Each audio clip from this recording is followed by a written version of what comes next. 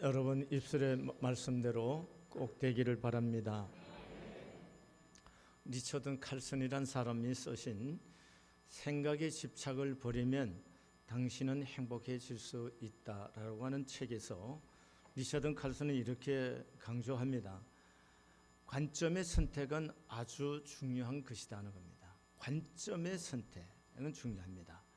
똑같은 일을 놓고 어느 쪽을 생각하느냐에 달렸다는 것이죠. 행복은 우리가 생각할 때 소유가 있으면 행복할 것 같은데 인생에 있어서 소유가 적당한 소유가 있어야죠. 그러나 행복이 소유에만 있는 것은 아니죠. 또 행복이 지혜에 있고 행복이 지식의 문제가 되는 것은 아닙니다. 문제는 어느 쪽으로 생각하느냐는 것이죠. 또 어느 쪽으로 생각하느냐는 결국은 어느 관점으로 문제를 해석하느냐 하는 것입니다. 거기에 따라서 행복해지기도 하고 불행해지기도 하고 성공하기도 하고 실패하기도 하는 것입니다. 문제를 해석하는 것, 그것에 의해서 여러분과 저의 삶이 바뀔 수가 있다는 겁니다. 아주대학교 심리학과 교수인 이민규 박사가 쓴 1%만 바꿔도 인생이 달라진다는 책에서 이민규 박사는 이렇게 말합니다. 결과를 바꾸고 싶다면 반드시 원인을 바꿔야 한다. 그러나 지금까지의 삶이 기대와는 정반대로 전개되고 있다고 해서 항상 180도 전환이 필요한 것은 아니다. 오히려 1도의 관점 전환과 1%의 행동 변화만으로도 충분한 경우가 더 많다라고 정의하고 있습니다. 여러분 군대 갔다 오신 우리 남자분들 잘 아실 겁니다. 군대 가면 반드시 하는 것이 사격 훈련입니다.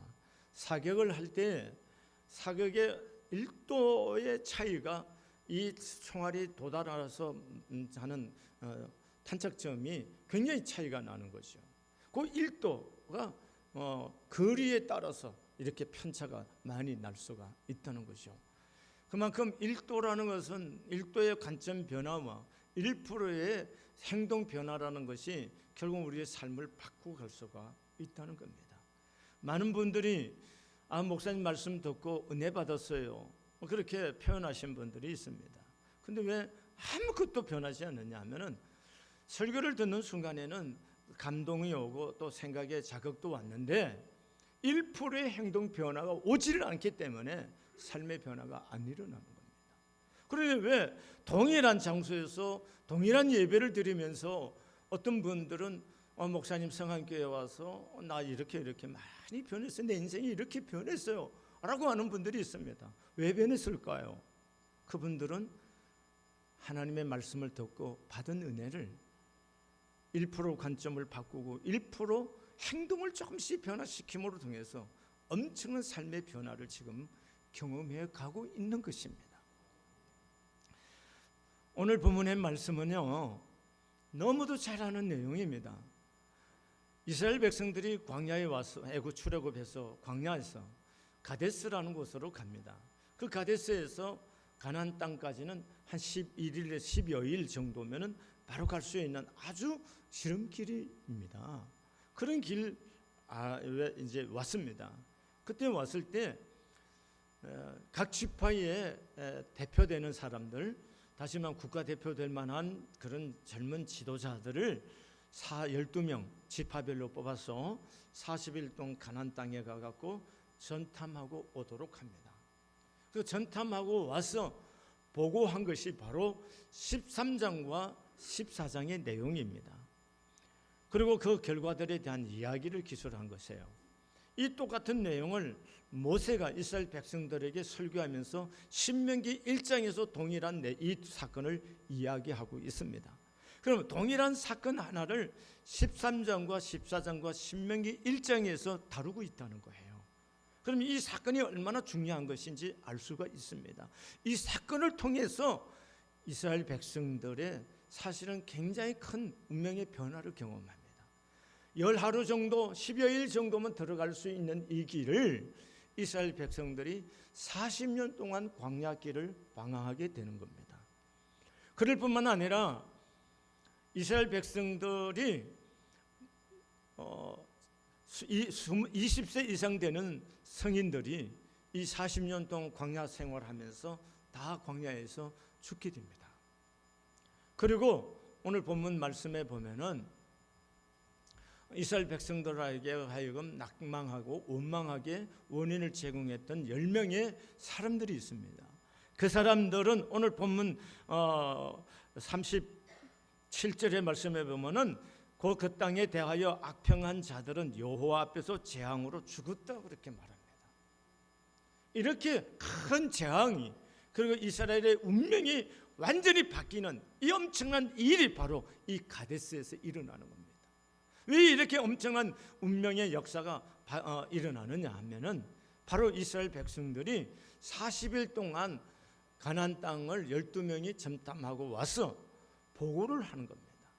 보고를 하는데 객관적인 사실을 변함이 없습니다. 객관적인 사실을 13장 27절과 28절에 기술을 하고 있습니다. 29절까지 26장 26절 하반절에 보면은 그들에게 보고하고 그 땅의 과일을 보이고 모세에게 말하여 이르되 당신이 우리를 보낸 땅에 간저 과연 그 땅에 젖과 꿀이 흐르는데 이것은 그 땅의 과일이니이다. 그러나 그 땅 주민 그 주민은 강하고 성읍은 견고하고 힘이 클 뿐 아니라 거기서 아낙 자손을 보았으며 아말렉인은 남방 땅에 거주하고 헷인과 여부스인과 아모리인은 산지에 거주하고 가나안인은 해변과 요단가에 거주하더이다. 이 객관적인 사실에 대해서 보고를 합니다. 문제는 객관적인 사실을 보고한 것이 문제가 아니라 이 객관적인 사실에 대한 해석의 문제가 있었던 겁니다. 자, 10명의 사람들이 어떻게 해석했느냐 한번 보겠습니다. 31절부터 말씀 함께 소리내 읽습니다. 시작. 그와 함께 올라갔던 사람들은 이르되 우리는 능히 올라가서 그 백성을 치지 못하리라. 그들은 우리보다 강하니라 하고 이스라엘 자손 앞에서 그 전탕한 땅을 악평하여 이르되 우리가 두루 다니며 전탐한 땅은 그 주민을 삼키는 땅이요 거기서 본 모든 백성은 신장이 장대한 자들이며 거기서 네피림의 후손인 아낙 자손의 거인들을 보았나니 우리는 스스로 보기에도 메뚜기 같으니 그들의 보기에도 그와 같았을 것입니다. 여러분, 사실 자체는 변하지 않는 객관적인 사실이 있습니다. 근데 그 사실에 대한 해석의 문제가 지금 엄청난 운명의 변화를 만들어 놓습니다. 자, 10명의 사람들이 어떻게 했어요? 그 땅이 참 좋은 땅이라고 객관적인 사실이 증명이 뭡니까? 그 땅에서 난 과일을 메고 왔습니다. 그걸 실물로 보여줬습니다. 근데 10명의 사람들이 이렇게 말합니다. 이스라엘 자손 앞에서 그 정탐한 땅을 악평하여 이르되 우리가 두루 다니며 정탐한 땅은 그 주민을 삼키는 땅이요 이렇게 말합니다. 아니, 분명히 젖과 꿀이 흐르는 땅이고 너무 좋은 땅이라서 이 땅 그 땅에서 난 과일을 두 사람이 메고 왔습니다. 보여준 겁니다. 근데 이 사람들이 10명의 해석을 뭐라고 했냐? 그 땅은 악하게 평가를 해서 그 주민을 삼키는 땅이요 이렇게 말합니다. 그리고 그 땅에 있는 네피림의 후손의 아낙 자손, 물론 객관적인 보고에서도 그들은 강하고 딴 얘기를 다 했습니다. 근데 이렇게 말합니다. 우리는 스스로 보기에도 메뚜기 같았어. 그들 보기에는 어떻겠습니까? 이런 얘기예요. 그러니까 스스로 이미 해석하기를 우리는 올라가서 이기지 못합니다. 이기지 못한 이유는 그 땅이 나쁜 땅이고 그 땅에 있는 사람들은 키가 너무 크고 우리는 스스로 보기에도 메뚜기 같습니다. 이렇게 해석을 해서 이제 그 얘기를 들은 이스라엘 백성들이 그 얘기를 따라 원망이 터져납니다. 거기 14장 1절입니다. 보겠습니다. 온 회중이 소리를 높여 부르짖으며 백성이 밤새도록 통곡하였더라. 이스라엘 자손이 다 모세와 아론을 원망하며 온 회중이 그들에게 이르되 우리가 애굽 땅에서 죽었거나 이 광야에서 죽었으면 좋았을 것을 어찌하여 여호와가 우리를 그 땅으로 인도하여 칼에 쓰러지게 하려 하는가? 우리 처자가 사로잡히리니 애굽으로 돌아가는 것이 낫지 아니하랴. 이에 서로 말하되 우리가 한 지휘관을 세우고 애굽으로 돌아가자 이렇게 말합니다.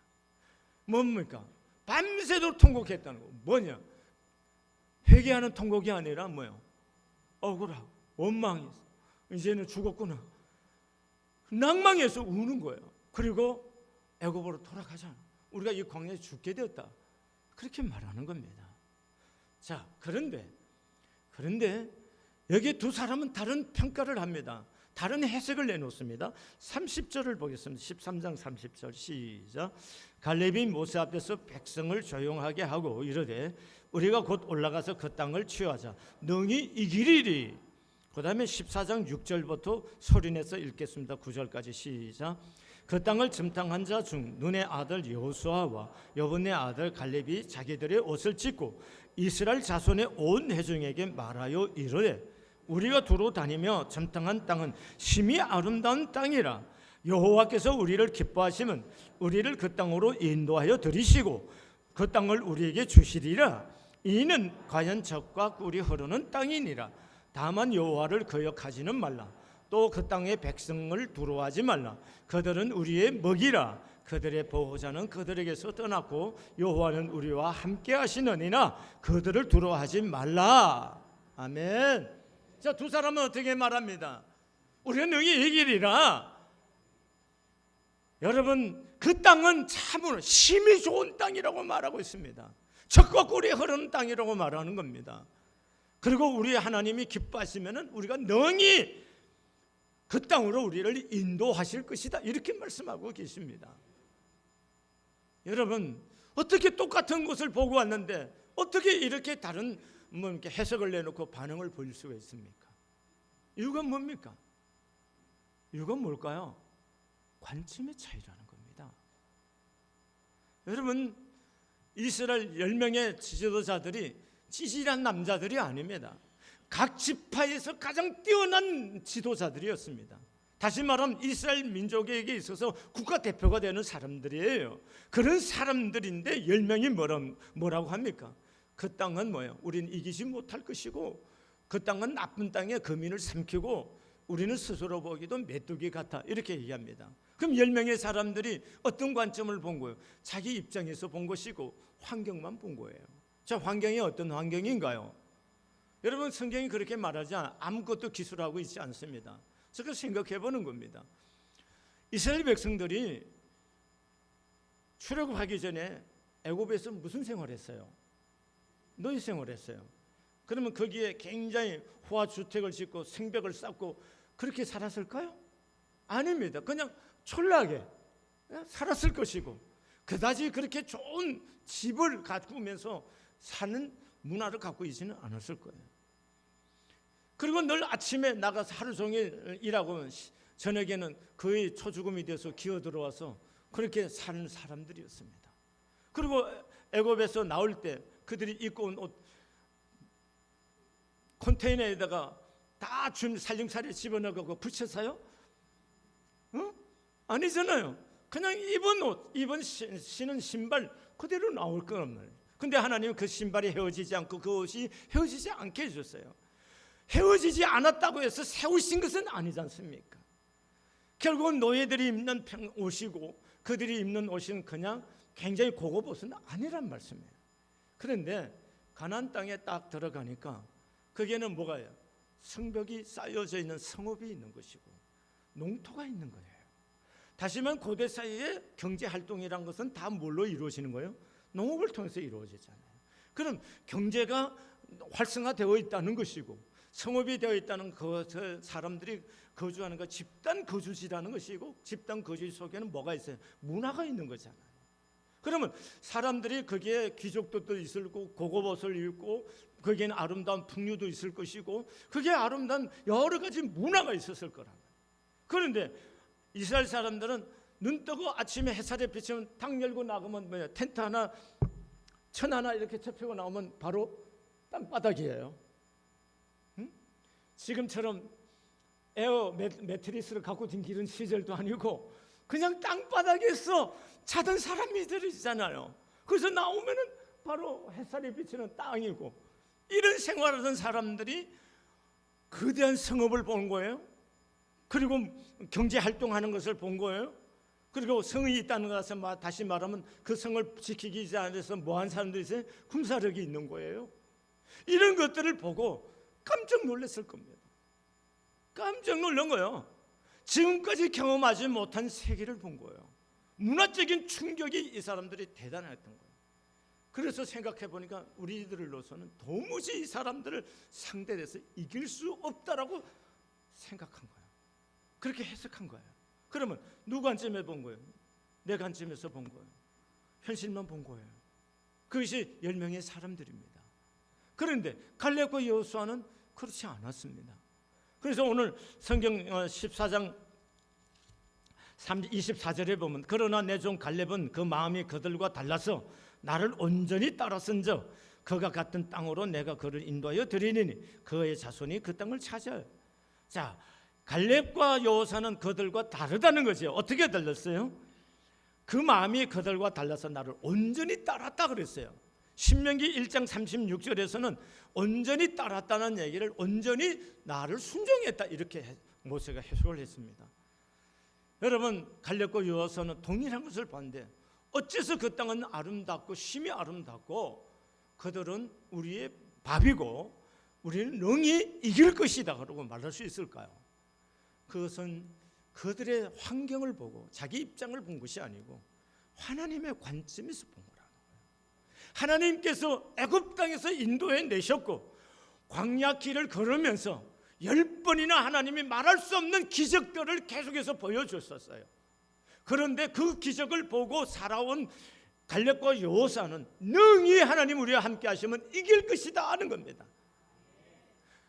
바위에서 물을 내게 하셨던 하나님, 동바람으로 그들이 먹고 싶어하는 고기를 메추라기를 이빨에 고기가 썩은 냄새가 날 정도로 먹이시던 하나님, 이 모든 것을 경험한 사람들이 누구였습니까? 갈렙과 여호수아입니다. 그러니까 갈렙과 여호수아는 자기들의 힘으로 홍해를 가른 것도 아닌 것도 알고 있습니다. 자기들의 힘으로 물을 달게 한 것도 아닌 거 알고 있습니다. 자기들의 힘으로 광야에서 물을 얻는 것도 아니란 거 알 수 있습니다. 그럼 전적으로 누가 했다는 거예요? 하나님이 했다는 겁니다. 하나님이 하셨다는 거예요. 여러분, 믿음이라는 게 무엇인가요? 믿음이라는 것은 내가 할 수 있기 때문에 할 수 있고 내가 할 수 있는 가능성이 있는 환경이기 때문에 한다라는 것이 믿음이 아니라는 거죠. 믿음이 뭡니까? 하나님이 살아계신다는 거죠. 자, 신명기서 1장에 한번 띄워주시길 바랍니다. 신명기서 1장에 모세가 이렇게 말씀하고 있어요. 1장 29절에 보면은 이렇게 말합니다. 28절부터 제가 해서 우리가 어디로 가랴? 우리 형제들이 우리를 낙심하게 하여 말하기를 그 백성은 우리보다 장대하며 그 성읍들은 크고 성곽은 하늘에 닿았으며 우리가 또 거기서 아낙 자손을 보았노라 하는도다 하기로 내가 너희에게 말하기를 그들을 무서워하지 말라, 두려워하지 말라. 너희보다 먼저 가시는 너희 하나님 여호와께서 애굽에서 너희를 위하여 너희 목전에서 모든 일을 행하신 것 같이 이제도 너희를 위하여 싸우실 것이며 광야에서도 너희가 당하였거니와 사람이 자기 아들을 안는 것 같이 너희 하나님 여호와께서 너희가 걸어온 길에서 너희를 안으사 이곳까지 이르게 하셨느니라 하나 이 일에 너희가 너희 하나님 여호와를 믿지 아니하였도다. 그는 너희보다 먼저 그 길을 가시며 장막 칠 곳을 찾으시고 밤에는 불로 낮에는 구름으로 너희가 갈 길을 지시하신 자이시니라. 아멘. 여러분, 무엇이 없었던 거예요? 믿음이 없었다는 얘기를 하는 거죠. 하나님이 어떤 분이라고 모세가 소개하느냐 하면은 너희 하나님 여호와께서 너희보다 먼저 가시는 너희 하나님 여호와께서 너희보다 먼저 가시는 분이라는 겁니다. 그래서 갈렙과 여호수아는 하나님이 우리를 이끄시면은 인도하시면은 우리가 능히 이기시리라 이렇게 고백하는 거죠. 여러분, 우리가 어떤 눈으로 어떤 관점으로 문제를 보고 해석할 거냐는 거죠. 여러분, 갈렙과 여호수아는 하나님의 관점으로 봤다. 다른 말로 하나님을 믿는 마음으로 봤다는 거죠. 하나님을 믿는 마음으로 보니까 하나님이 우리와 함께 계셔. 지금까지 내 인생을 살아온 길이 하나님이 한치도 틈없이 나를 이끌어 주셨다. 이게 믿어지고 경험이 되고 그리고 하나님이 지금도 그리고 앞으로도 내 인생의 길을 인도하실 것이다. 그것이 믿어졌다면은 그 눈으로 봐야 된다는 거예요. 그러면은 뭐예요? 하나님의 관점을 보면 그 땅은 심히 좋은 땅이고 하나님께서는 우리를 기뻐하시면 능히 이길 것이고 그들은 우리의 밥이고 그 땅의 백성들을 전혀 두려워하지 말아라. 이렇게 해석해서 보여줄 수 있다는 겁니다. 사랑하는 교회 여러분과 제가 믿음의 삶을 산다는 게 도대체 뭔가요? 뭔가요? 우리가 주일날 교회 올 때 교회 와서 성경 끼고 와서 예배 한번 드리고 가면 그게 믿음 생활이에요. 물론 그것도 믿음의 한 모습입니다. 그러나 진정한 믿음으로 산다는 게 도대체 뭐냐는 거예요. 여러분과 제가 예수 믿는다고 해서 이 땅에 병이 안 들입니까? 여러분과 제가 예수 믿는다고 해서 사업이 망가지질 않습니까? 문제가 없습니까? 자식의 문제가 없습니까? 가정에 문제가 없습니까? 여러분과 제가 예수를 믿어도 이 땅에 살아가는 동안 다 문제 안에 살고 있고 문제를 맞이하면서 삽니다. 그런데 문제가 있느냐 없냐보다도 더 중요한 것은 그 문제를 어떤 관점으로 보면서 해석해서 받아들일 것이냐는 거예요. 그것이 결국 이기는 삶을 살게 하고 실패하는 삶을 살기도 하고 행복하기도 하고 불행하기도 할 수가 있다는 겁니다. 문제 자체가 문제가 되는 것이 아니다는 것이요. 가나안 땅에 아낙 자손들, 네피림의 후손인 아낙 자손들이 있었기 때문에 문제가 아니라 문제는 뭐예요? 그것을 바라보고 해석하는 이스라엘 사람들의 그 관점이 문제였다는 겁니다. 오늘 여러분과 제가 내 눈으로 보고 있습니까? 내 생각으로만 보고 있습니까? 환경만 보고 있습니까? 그럼 우리는 실패할 수밖에 없습니다. 열왕기하에 6장에 보면은 이제 엘리사가 아람 사람들이 하는 것마다 이제 자기 왕에게 얘기를 해서 이스라엘 백성들이 방비를 하고 해서 아람 왕이 전쟁이 계속 패하니까 우리 중에 누가 첩자가 있느냐 하니까 그 신하 중에 한 사람이 우리 중에 첩자가 있는 것이 아니고 이스라엘 땅에 하나님의 사람 엘리사가 있는데 그 사람 때문에 이런 문제가 생깁니다. 왕의 처소에서 일어난 일을 훤히 보고 계시는 분이 계시는데 그 사람 때문에 그렇습니다 라고 보고를 했어요. 그러니까 그러면은 그 사람이 어디냐? 지금 도단에 있습니다. 그냥 군사를 데리고 와서 그 엘리사를 잡아오느라 이렇게 된 거예요. 그래서 이스라엘 아람 사람들이 도단에 와서 엘리사가 있는 산을 다 포위를 했습니다. 아침에 일어나서 자기 엘리사의 종이 일어나서 아침에 기저귀를 펴고 나와서 이렇게 보니까 산 밑에 아람 군대가 격하게 진을 치고 있었어. 깜짝 놀라서 벌벌벌 떨면서 자기 주인한테 선생님 나와보세요. 큰일 났어요. 왜 그러냐? 아침부터 이렇게 호들갑이냐? 엘리사가 보니까 산 밑에 이렇게 아람 군대가 격하게 진을 치고 있거든요. 그래서 엘리사가 이렇게 말합니다. 두려워하지 말라. 우리와 함께하는 자가 자기 그들과 함께한 자보다 많으니라 그랬어요. 잘 보세요. 엘리사의 사화는 육신의 눈으로 보니까 오직 누구만 보였어요? 아람 군대만 보였어요. 근데 엘리사는 봤어요. 하나님을 본 거예요. 하나님을 보니까 그게 뭐예요? 하나님의 군대들이 엘리사를 더 크게 진을 치고 있어요. 그걸 본 거예요. 믿음으로 봤다는 거예요. 영안이 열려서 봤다는 거예요. 그래서 엘리사가 기도를 해줍니다.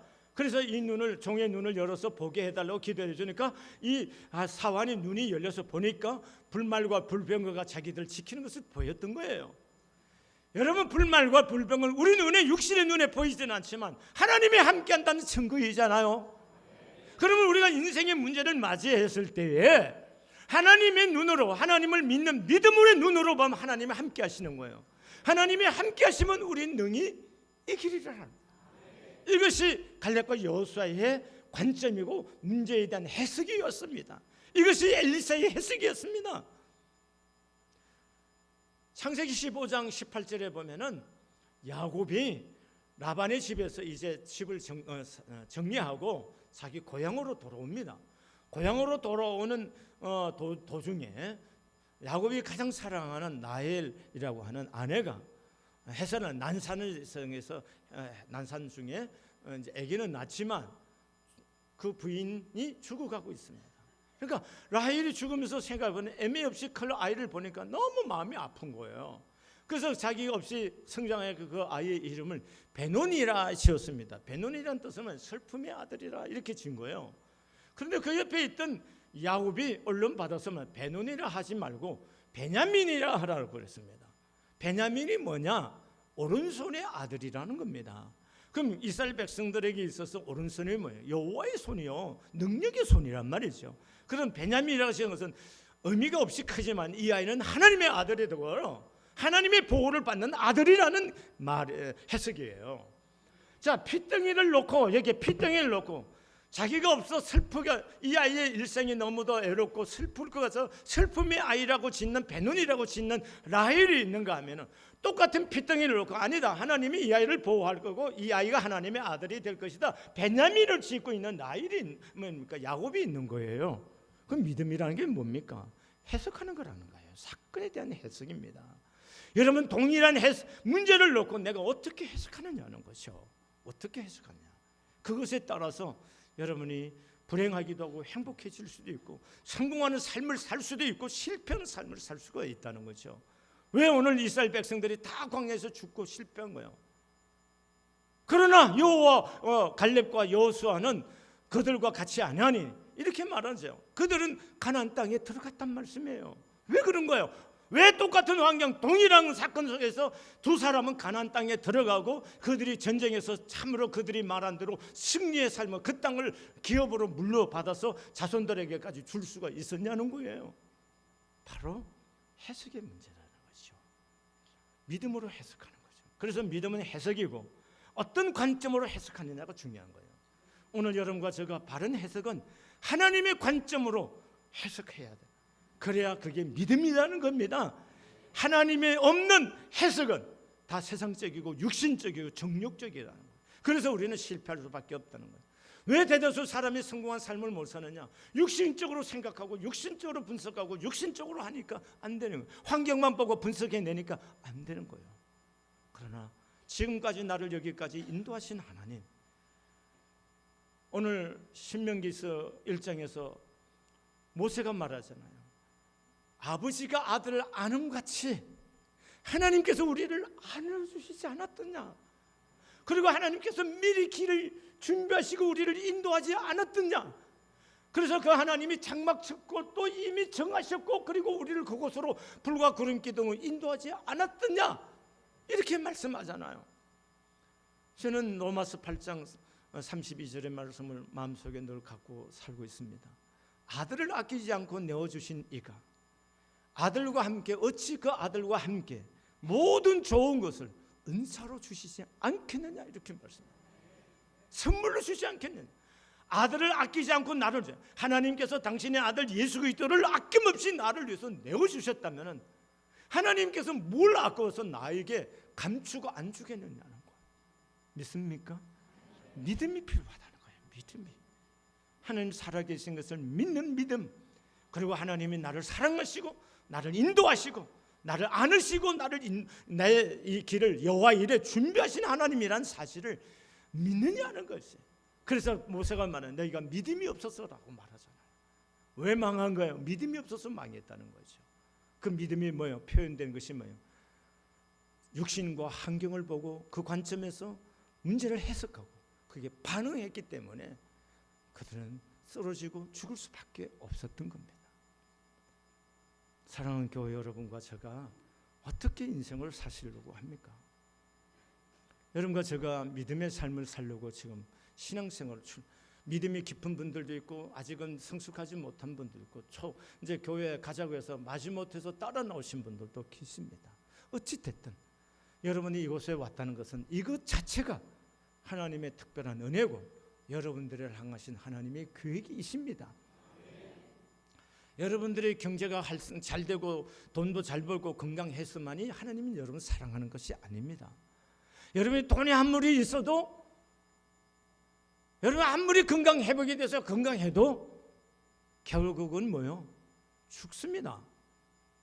그러니까 우리가 의료적으로 열심히 의료 도움을 받고 우리가 병을 고치기 위해서 노력해야죠. 그러면 어떤 시점에 가면은 안 되는 시점이 있어요. 그러면 자연스럽게 믿음으로 받아들이라는 거예요. 그래서 남은 시간을 낭비하지 말고 정말로 내 삶을 자유하게 살아가라는 거예요. 무슨 사람이 오래 산다고 해서 1000살 사는 것도 아니잖아요. 우리가 오래 산다고 해서 90이고 100이에요. 그러면 90이고 100이면 100살까지 90살까지 청년처럼 뛰어다니며 살 수 있는 거 아니지 않습니까? 그럼 결국 내 의지를 갖고 내가 뭔가 선택하며 살 수 있는 시간은 그다지 많은 시간이 아니지 않습니까? 그렇다면은 우리가 이런 인생을 관조하면서 내가 삶을 어떻게 살 것인가를 내가 이렇게 결정을 할 줄 알아야 됩니다. 여러분 좀 미안하지만 내가 노력을 해서 의로해서 하겠다고 왔다 생각하면 미리 내가 누울 자리도 한번 찾아가서 보고 내가 여기서 누울 거겠구나. 그리고 이렇게 미리 다 이렇게 보면서 삶을 좀 즐기십시오. 이렇게 얘기하면 목사님 참 희한한 사람이다 이렇게 말할지 모르지만 우리가 여기서 무슨 굉장하고 딱 되는 거 아니에요. 진리가 주는 자유가 뭐냐를 자꾸 생각하란 말이에요. 진리가 주는 자유. 그래서 죽음도 두려워하지 않고 환경도 두려워하지 않고 그래서 내가 진정한 진리가 주는 하나님이 주는 그 자유를 갖고 내 인생을 하나님의 즐거움을 가지고 살아갈 수 있는 그런 믿음과 지혜가 필요하다는 거예요. 아시겠죠? 제가 이 본문을 갖고 씨름을 하면서 몇 번 제가 설교한 것이 나와 있더라고요. 보니까 동일한 방법으로 설교하고 싶지 않았어요. 다른 각도에서 이 본문을 해석해 보고 싶었던 거예요. 사랑하는 교회 여러분, 여러분과 제가 해석의 문제라는 거예요. 그 해석은 어디에 어떤 관점으로 하나님을 믿는 관점으로 보면은 눈이 열려서 하나님이 나와 함께 하신 것이 보이게 될 줄로 믿습니다. 엘리사가 기도하니까 하나님이 나와 함께 하신 보였던 것처럼 하나님이 나와 함께하는 게 보여요. 그러면 세상이 두렵지도 않고 환경이 두렵지도 않고 어떤 사람이 두렵지도 않고 심지어 죽음까지도 두렵지 않고 하나님을 향해서 내 인생의 남은 시간들을 자유하면서 행복하면서 승리하면서 살게 될 줄로 믿습니다. 난 우리 교우 여러분과 제가 이런 생애를 하나님 앞에서 이렇게 살아가는 걸 보여서 다른 사람이 볼 때 정말 거인 같은 믿음의 거인 같은 삶을 사는 사람처럼 보여질 수 있기를 바라고 진정으로 그렇게 살아갈 수 있기를 진심으로 소원합니다. 그래서 하나님 앞에 할 수 없다, 안 된다 이런 말이 아니라 하나님이 나를 기뻐하시면 하나님이 내 길을 였으면 하나님 나를 이끌어 주시면 내가 능히 할 것입니다 라는 좀 믿음으로 긍정적으로 하나님의 관점에서 이야기할 줄 아는 그런 믿음의 사람들이 될 수 있기를 바랍니다. 아멘. 우리 찬송 한 장 부릅시다.